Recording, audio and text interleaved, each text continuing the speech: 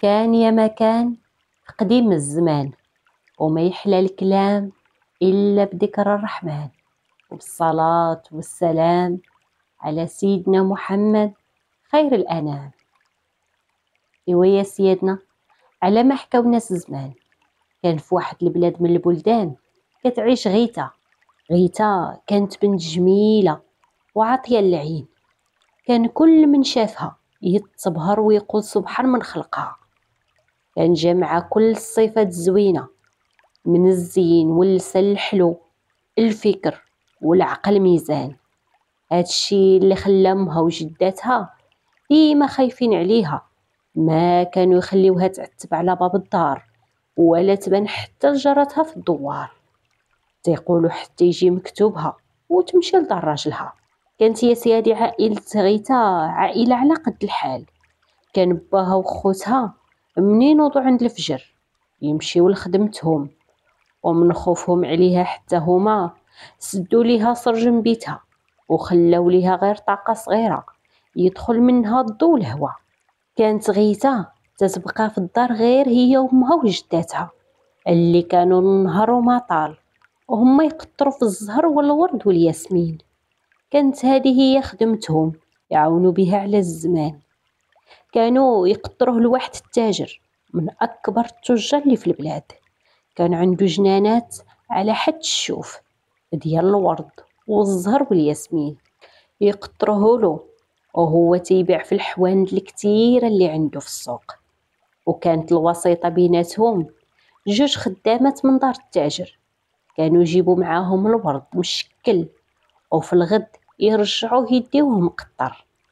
كانوا دوك الخدامات بين ما يمشيو لدار غيتا تعجبهم الجلسة ويبقاو يديو ويجيبوا في الكلام، حديث يجبد حديث، حتى سولاتهم وحدة من دوك الخدامات وقالت: فين ما كنجيو كنلقاكم غير وحدكم في الدار، واش ما عندكم بنات؟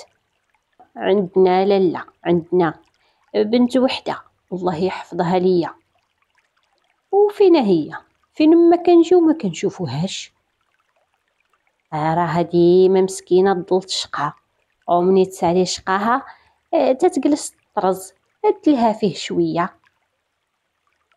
هو مزيانة لالا، مزيانة الله يحفظها ليكم. دوك الخدامات يا سيادنا بقاو فين ما يمشيو لعندهم عمرهم شافوا غيتا ولا زينها الفتان.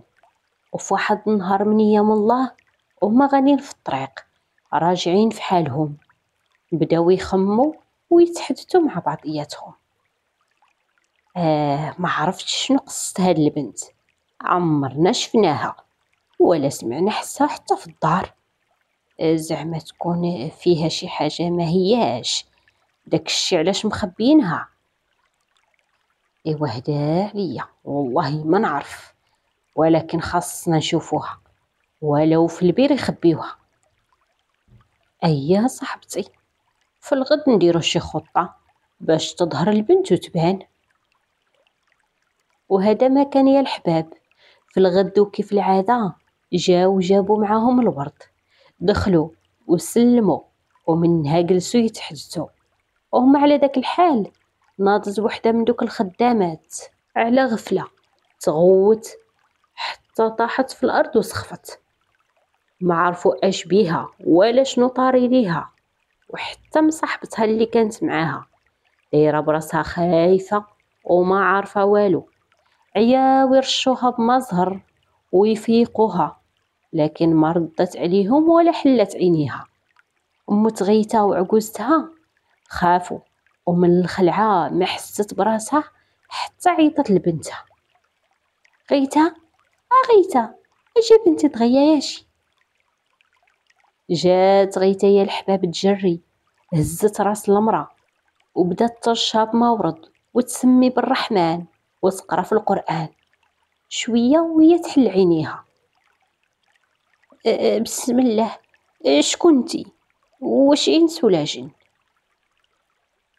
لا خالتي، انا انسيه مؤمنه، الحمد لله على سلامتك. قالت المراه يا الحباب غير كتشوف وتحدق فيها، ما بغات تحيد عليها عينيها.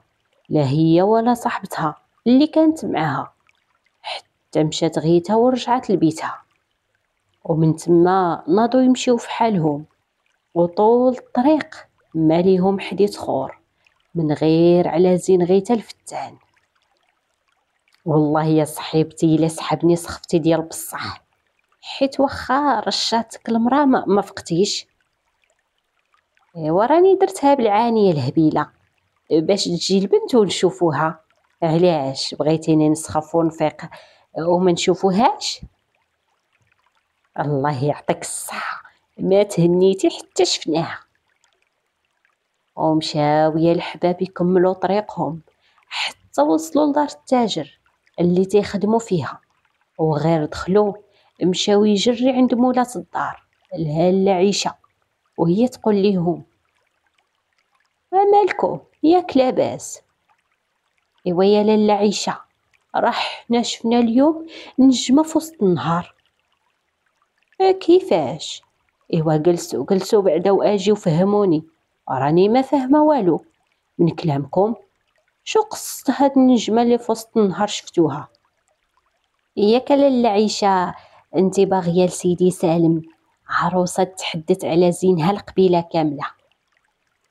ايه، نبغي لوليدي سالم جمل عروسه، ما هو وليدي ولد الاصل والمفصل، ويستاهل عروسه اللي شافها يدوي على زينها الفتان. ايوا يا لاله، راه اليوم شفنا هاد العروسه. كون شفتيها يا لاله عيشه، بنت كيف الغزال. وبنت شكون هادي تكون؟ وفين شفتوها؟ بنت المرأة اللي تقطر لكم الوردة لاله. شنو؟ ايوا صافي، هادشي اللي بقى. نوضو من حدايا، هذا ما يستاهل عندكم سيدكم سالم غير بنت اللي تقطر الورد. لا، راكي ما شفتيهاش، راها تبارك الله فحال القمر مضويه. ايوا يا سيادنا، عياو الخدامات يقنعوا فيها، لكن ما سمعت لكلامهم ولا دات فيهم. مني عرفت البنت غير بنت فقيره وما مناسباش لولدها. في ديك الساعه نضر حداها وهما غضبانين، وقالوا مع بعضياتهم: خاصنا ولا بد نشوفوا شي طريقه باش يشوفها السيدي سالم. ولكن كيفاش؟ البنت حتى في وسط دارهم ما كتبانش. لا لا لا، لابد تكون شي طريقه. كوني هانيه، حتى هادي غادي نلقى لها الحل. ومشات يا الحباب وحده فيهم الحانوت سالم اللي كان في السوق، قصداتو وقالت ليه: السي سالم، كي داير؟ لاباس عليك؟ لاباس الحمد لله. ياك ما كاين باس؟ علاش جيتي؟ طاريه شي حاجه في الدار؟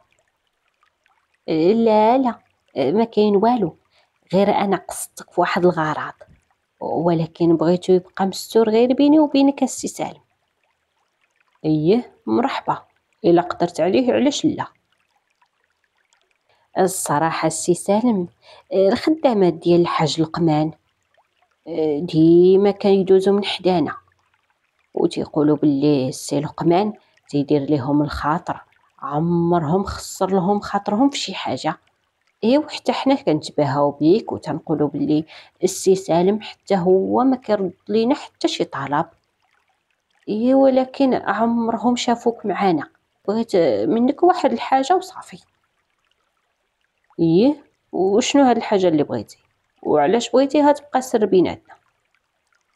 حيت لاله عيشه سيدي ما تبغيش.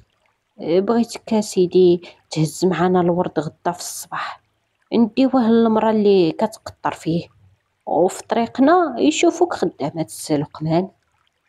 وشنو قلتي؟ سالم يا الحباب بقى يفكر ويخمم، ومن بعد وافق وقال: واخ نمشي معاكم، ولكن غير هاد المرة.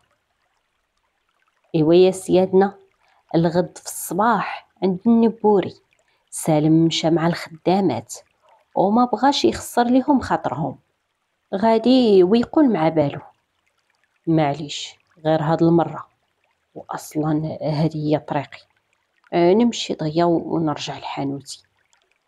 شدوا طريقهم وركبوا فوق العربة وهي تتكلم وحدة فيهم. السي سالم، ما عندنا زهر اليوم، خدامات الحاج السي لقمان كاع ما جاو باش يشوفوك معانا. تتقولي هكا غير باش مرة أخرى طلبوا مني نمشي معاكم؟ لا سيدي، ايوا على الله نلاقيوهم وحنا انزل في طريقنا. بقاو غاديين الحباب حتى قربوا لدار غيتا، ومني ما لاقاو حتى حد وهو يقول لهم سالم: ايوا حد هنا بركه، انتما كملوا طريقكم على جديكم وانا غادي نرجع للسوق في حالي. لا واه سيدي، وصلتي معانا حتى لهنا، كمل على خيرك، راه حنا غادي نمدوا الورد للمراه ونرجعوا في حالنا. وهذا ما كان، وقفت العربة قدام دار غيتا، هبطوا الورد ودقوا الباب، أما سالم ما نزل معاهم، حلت ليهم المرأة الباب ودخلوا. وغير دخلوا لقاو غيتا تتشقى في الدار. جلسوا وهما على داك الحال. الخدامة اللي سخفت ديك المرة سخفت حتى هاد المرة، طاحت وناضت صاحبتها تغوت من الخلوعة عليها وقالت ليهم: أحيان على صاحبتي، راه ديناها للطبيب وقال لينا غير تجيها الدوخة ولا تسخف جيبوها في الحين.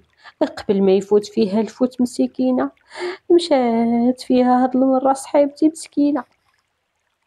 وبقات يا سيادنا غيتا وامها وجداتها ينوضوا في المرأة، لكن ما بغات تفيق ليهم، ما خلاو ما ورد وما زهر، وجابوا حتى البصلة، لكن المرأة ما حلت عينيها ولا حست بيهم وهي تكلم صاحبتها: هزوها معايا الله يجازيكم بخير، نخرجوها نركبوها في العربة باش نديوها للطبيب الزربة.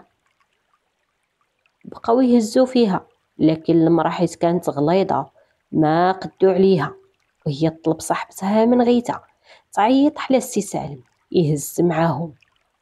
غيتا يا الحباب من الخلعة اللي كانت فيها خرجت تجري تعيط على السي سالم، وسحبها يكون راجل كبير، ولكن غير عيطات وهو ينزل سالم من العربة: ياك لاباس، راني سمعت الغوات وبقيت مهول. ديك اللحظة جات العين في العين، غيتا تصدمت مني لقاتو شاب يضوي بالزين، وحتى هو بقى مبهور وتيقول مع بالو: سبحان الخالق، اش هاد الجمال.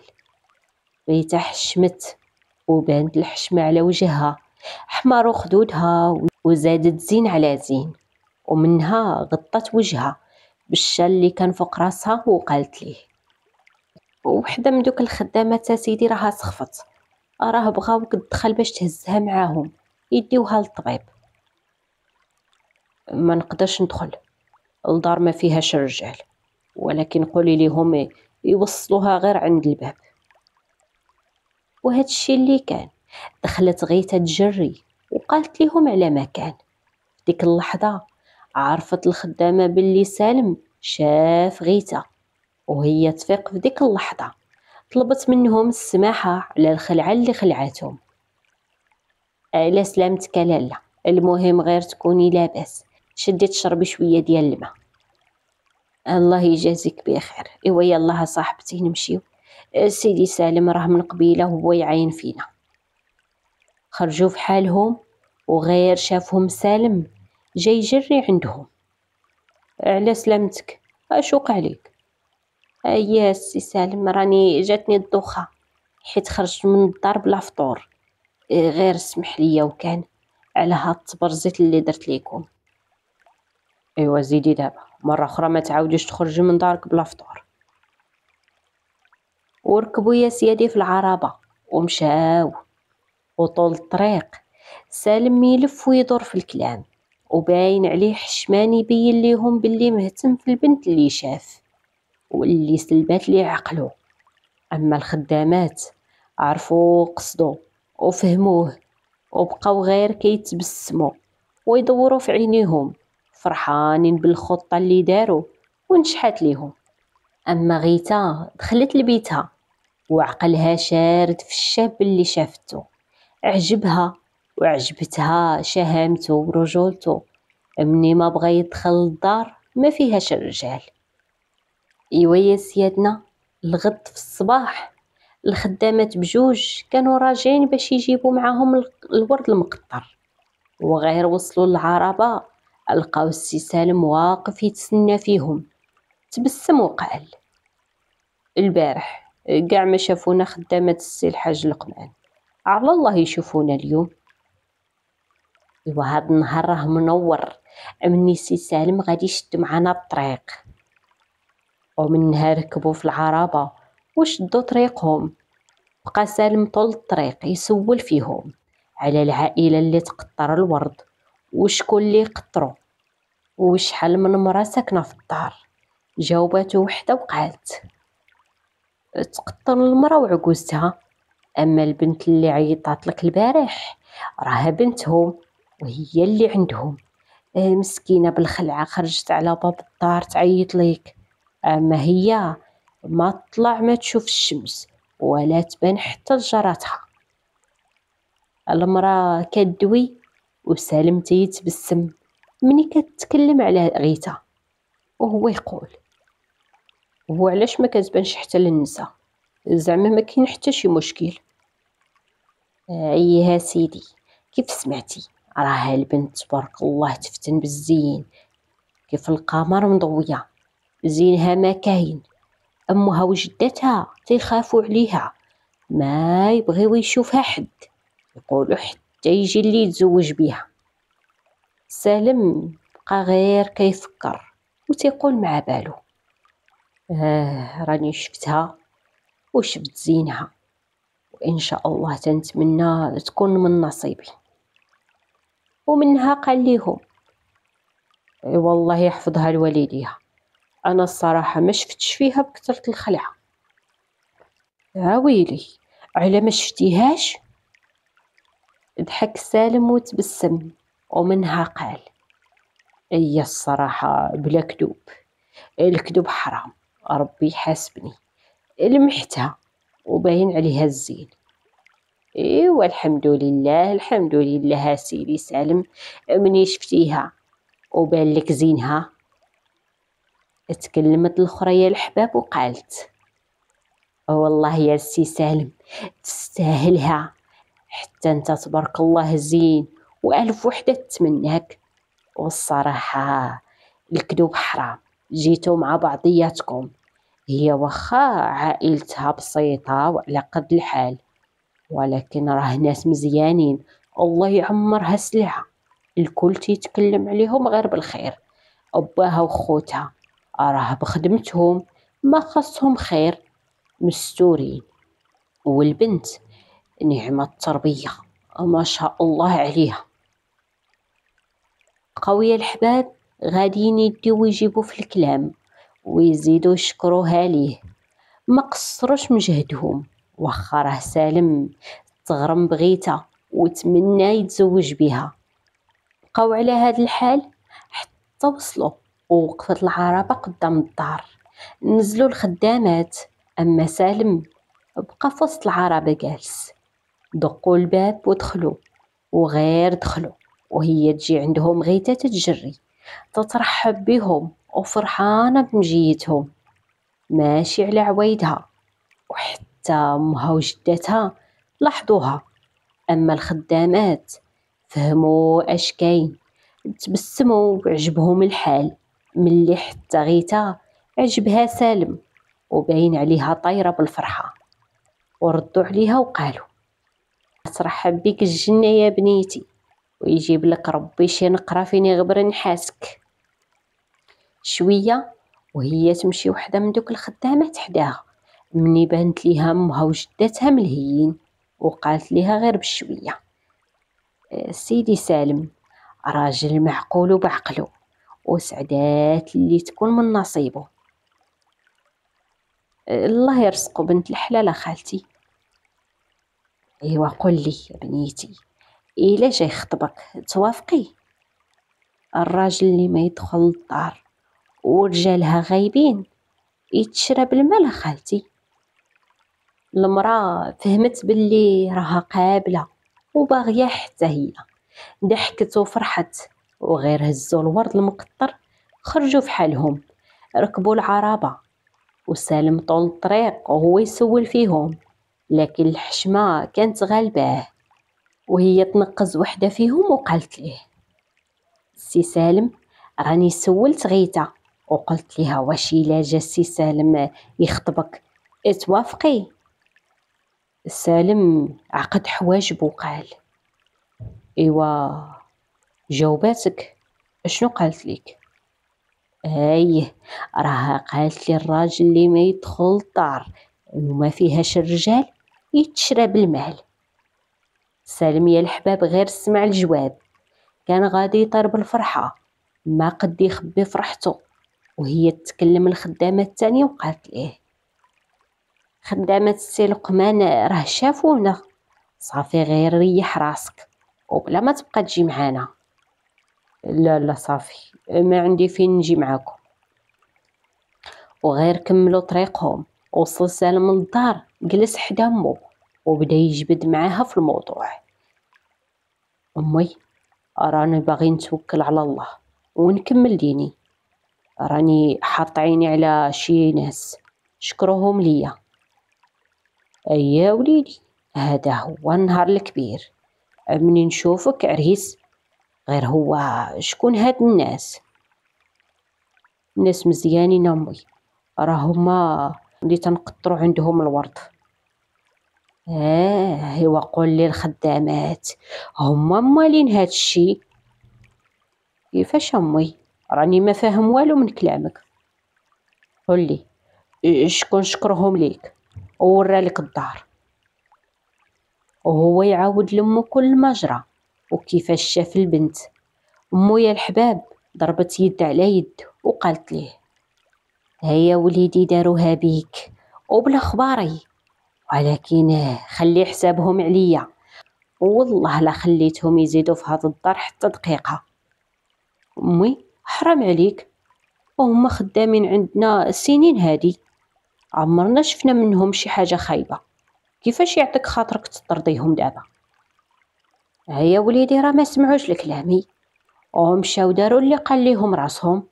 دوك الناس اللي باغي تزوج بنتهم فقراء وما مناسبينش لينا، وما يكونوا غير سحروا لهذوك الخدامات.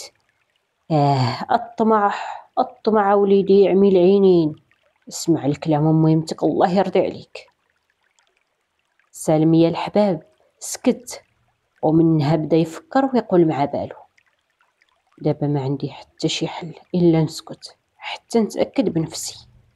وهذا ما كان، داز داك النهار والغد في الصباح دوك الخدامات غير مشاو للعربة يديو الورد، لقاو سالم سابقهم، ضحكوا وقالوا ليه: اصبح الخير السي سالم، واش عجبتك المشيه معانا؟ انا جيت اليوم غير بغيت نسولكم، بالي مشغول وبغيتكم تجاوبوني بصراحه وبلا كذوب. الله السي سالم، ياك لاباس، غير سول والله ما نكذبوا عليك. بغيت نعرف واش البنت وامها دايرين معاكم شي خطه ولا عاطينكم شي فلوس؟ دوك الخدامات يا سيادنا فهموا باللي سالم دوا مع امو وهي اللي عمرات ليه راسو، حلفوا ليه بجوج ومنها قالوا: وحق لا اله الا الله، لا البنت ولا امها عندهم الخبر لهاد الشي. سالم من يسمع منهم الكلام عرفهم ما يكذبوش، تبسموا هنا ليه خاطرو وقال ليهم: ايوا الحمد لله الحمد لله، دابا محدنا شادين الطريق، عاودوا لي علاش درتو هكا. ايوا يا سيدي سالم، لاله عيشه طول عمرها وهي تقول باللي نبغي عروسه فحال القمر مضويه لوليدي سالم. هي الحقيقه كانت باغياها بنت القاع والباع، ولكن مني شفنا غيتا وزينها اللي ما بحال وزين، قلنا محال لا تلقى في حالها السي سالم. داك الشي علاش مشينا عندها وعاودنا لها على البنت وعلى زينها، لكن غير عرفاتها بنت اللي تقطر الورد وغتت علينا، ما خلاتنا غير اللي نسات. وما خلاتنا حتى نكملو كلامنا. والصراحة السي سالم قلنا مع بالنا هاد القمر الضاوي ما يستحقو إلا السي سالم، داكشي علاش قلبنا على خطة باش تشوفها. ودابا السي سالم خاصك تفكر معانا كيفاش لاله عيشة تشوفها حتى هي، حيت إلا شافته زينها غادي توافق عليها. بقى سالم طول الطريق ساكت ويفكر، ما تكلم حتى بكلمة، حتى وصلوا للدار ووقفت العربة، هبطوا الورد وحطوه ورجعوا في حالهم بالزربة. ومن تما قال ليهم الصراحة عجبتني البنت، وأنا غادي نفكر كيفاش نخلي أمي تشوفها وما يكون غير الخير إن شاء الله. وغير وصل جلس جنب مو وقال ليها ميمتي أنا البنت عجبتني وبغيت ندخل معاك في الموضوع نيشان، بغيتك حتى انتي تمشي وتشوفيها. عاوتاني يا وليدي البنت اللي تقطر الورد. وغير خليني نكمل كلامي يا امي، شنو بالك تمشي معاهم غدا مخفيه، ما يعرفوكش شكون انتي غير شوفي البنت، الا عجباتك ناخدها والا ما عجباتك ننساها في خطره. امو بقات تفكر وقالت مع بالها جاتني الفرصه حتى البنيديه باش نمشي ونقول له ما عجبتنيش ونرتاح من هاد الحكايه كامله. اما دوك الخدامات حسابهم معايا انا. وهذا ما كان، عيطت على خداماتها واتفقت معاهم على الوقت اللي غادي يمشيو فيه. والغد في الصباح هاد الشي اللي وقع، مشات لاله عيشه لابسه جلابه ودايره لسانها ما بين وجهها، ركبت مع خدامات في العربه وغير وصلوا دخلوا وسلموا ومنها سولوا على غيتا. لكن امها قالت ليهم باللي مشغوله وما مساليه، حيت كانت وصاتها من قبل ما تخرج لعندهم. عياو يتسناو لكن غيتا ما بانت، ومنها رجعوا في حالهم وركبوا في العربه. لاله عيشه تكلمت وقالت ليهم ايوا شفتو غير تعذبنا وصافي، البنت حاسبه راسها ما عرفت شكون، ما رضات حتى تخرج لعندنا. ايوا يا لاله رجعي معانا غدا على الله تشوفيها. نرجع معاكم غدا وبعدو وما نتهنى ونرتاح حتى نشوف هاد البنت اللي تيخبيو فيها. ايوا غير صبري يا لاله عيشه، حتى حنا بقينا شحال عاد شفناها، ولكن الصراحه زينها يستاهل هاد الوقت كامل. ايوا دابا نشوف واش يستاهل ولا لا. وغير وصلت للدار يا الحباب لقات ولدها تيتسنى فيها، سولها وقال مضرة امي شفتي البنت ولا مازال؟ مازال وليدي مازال، عاد ما شفناها، تقوليها جا مع الزين الدنيا كامل. ايوا يا سيادنا الغد في الصباح رجعوا نفس الشي، مشاو لدار غيتا ولاله عيشه كانت ملتمه ويالله تيبانو عينيها. جلست وبقاو يعاينوا في البنت تخرج، لكن ما بانت، وهي تقول وحده من دوك الخدامات لامها فينا هي غيتا كاع ما بانت لينا. راها مشغوله لاله شي شويه. ايوا ربي ما عيطي ليها، راني بغيتها طرز ليا شي زيوفه باغاها توجدهم ليا في هاد اليومين، راني باغا نهديهم لبنت اختي قرب عرسها. موت غيتا وقفت وما كان عاجبها الحال، ما كانتش مرتاحه المراه اللي دايره لتامها لاله عيشه. ومنها ما لقات ما تقول للمراه وعيطت على بنتها. خرجت غيتا من البيت وعينيها هي على المراه الملتمه، حتى نسات درجه البيت، تعكلت فيها وجات المسكينه طايحه. بسم الله عليك بنيتي، مشاو عندها تيجريو، وحتى لاله عيشه ناضت تجري، جلسوها فوق الكرسي وقالت ليها امها رب شويه عليك بنيتي، ياك ديما تنوصيك سمي الله وبداي تردي البال. هادشي كامل مني انا اللي خرجتك، غير سمحي لي يا بنيتي، بغيت نعطيك شي زيوفه طرزهم ليا. ما كاين باس اخالتي، ما كاين باس، راهم طرزهم من دابا يومين يكونوا واجدين. هاكا بنيتي الله يرضي عليك ويحجبك ويبعد عليك العين. ومنها خرجوا في حالهم وركبوا العربة، وبانت ليهم لاله عيشة مبغورة في زين غيتا. سولوها شنو رأيها وكيفاش جاتها البنت، واش عجباتها، لكن ما بغات ترد عليهم حتى بشي كلمة. وبقاو الطريق كاملة ساكتين حتى وصلت لدارها، وغير تعاشت العشية ورجع سالم للدار وهي تعيط ليه ما وقالت ليه: وليدي سالم، واش سولتي على عائلة البنت مزيان، على باها وخوتها كيف دايرين؟ امي وقيلا راك شفتيها؟ هاي شفتها. ايوا شنو رايك فيها؟ ما قلتي لي والو. ايوا الصراحه وليدي البنت زينه عاطيه العين، عمرني شفت زينها عند شي حد. لكن خساره كون غير كانت بنت شي عائله كبيره. امي الله يهديك، راه الناس فحال فحال، وهانتي غير تجي لعندك علميها ورديها كيف بغيتي انتي. ايوا شنو قلتي امي؟ لاله عيشه الصراحه عجباتها غيتا وهبلت على زينها، لكن ديما تقول من السبق وكانت في نفس مستواها. حارت وضغط، بقات غير جالسه وتخمم وتقول مع بالها: زينها عمر ما شافت عينيا، ولكن راها بنت فقيره وماشي في المستوى ديال وليدي سالم. المراه يا الحباب ضغط، وحارت من جهه عجباتها غيتا، ومن جهه اخرى عائلتها ناس عاديين وبسطاء. بدات تخمم وهي تعيط على الخدامات ديالها ووصاتهم باش يمشيو يخطبوا البنت. السي سالم سيروا وانا غادي نقول لكم شنو تقولوا، ولكن على لا ما جاتش، راه انتي اللي خاصك تمشي تخطبيها.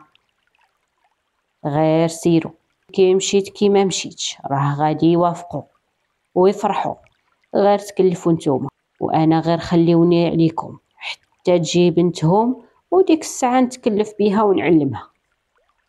وهذا الشيء اللي كان يا الحباب. مشاو دوك الخدامات وهما طول الطريق يفكروا شنو يقولوا، حيت عارفين باللي امها وجداتها ناس واخا بسطاء ولكن يفهموا في الاصول. وغير دخلوا بداو يتمتموا في الكلام حتى قالوا الغرض اللي جاو عليه، وهما حشمانين وحادرين ريوسهم.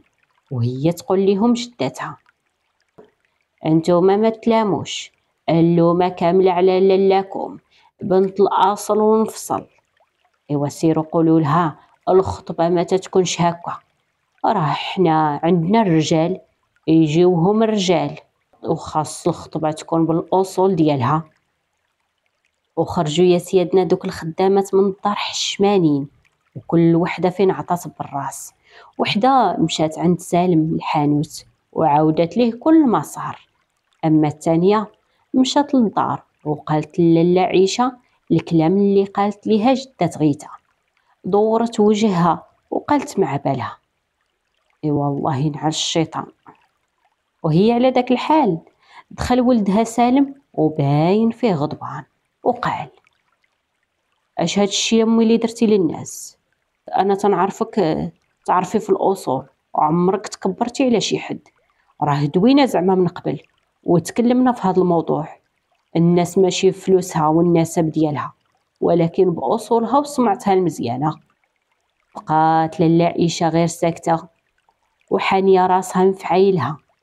وهو يقول ليها: سالم، انا امي اللي غادي نمشي نخطب البنت وندي معايا هديه كبيره ما داها حتى شي حد من قبل القبيله. لا وليدي، انا الصراحه غلطت وغادي نمشي نصلح غلط ديالي. وهذا ما كان. في الغد مشات الخدامه لدار غيتا وعلماتهم باللي لاله عيشه في العشيه جايه خطيبه وراغبه في بنتهم. وهذا الشيء اللي كان. في العشيه مشات لاله عيشه لابسه ومقاده، وكانوا معاها حتى شي نساء من العائله مزينات، وكانوا حتى من الحرير لابسات. رحبت بيهم متغيته وجداتها أحسن ترحاب، وتكلموا في الأصول وكملت الخطبة. الكل كان موافق وراضي وفرحان. ومن بعد أسبوع رجع سالم هو وأمه وباه هازين معاهم هدية كبيرة كملوا بها الخطبة. ومن بعد أيام قليلة تم العرس، ودار سالم عرس كبير بقات يتحدث عليه الكبير والصغير. جاب عروسته للدار وفرحت بها لاله عيشة، حباتها بأخلاقها ولسانها الحلو، طيبتها وزينها اللي ما بحالو زين. وسبحان الله الأقدار، كون ما كانت غيتا بنت زينة ما كانت ترضى بها لاله عيشة حتى تدخلها من باب الدار. حكمة من عند الله تعالى، مكتاب تزوج غيتا بسالم وتعيش معاه في دار كبيرة عامرة بالخيرات. عايشة ما ناقصها حتى شي خير، الخدم غير داير بيها، ما تحط يديها حتى في حاجة، وعاشوا هانيين مهنيين. غيتا كانت تسمع كلام عجوزتها، ما تخسر ليها خاطر، حتى ولات لاله عيشة تعاملها فحال بنتها، حبتها من قلبها وحمدت الله لربي عطاها فحال هاد العروسة.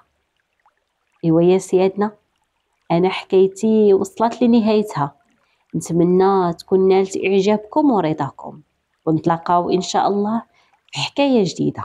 خليت لكم الراحة ومع السلامة.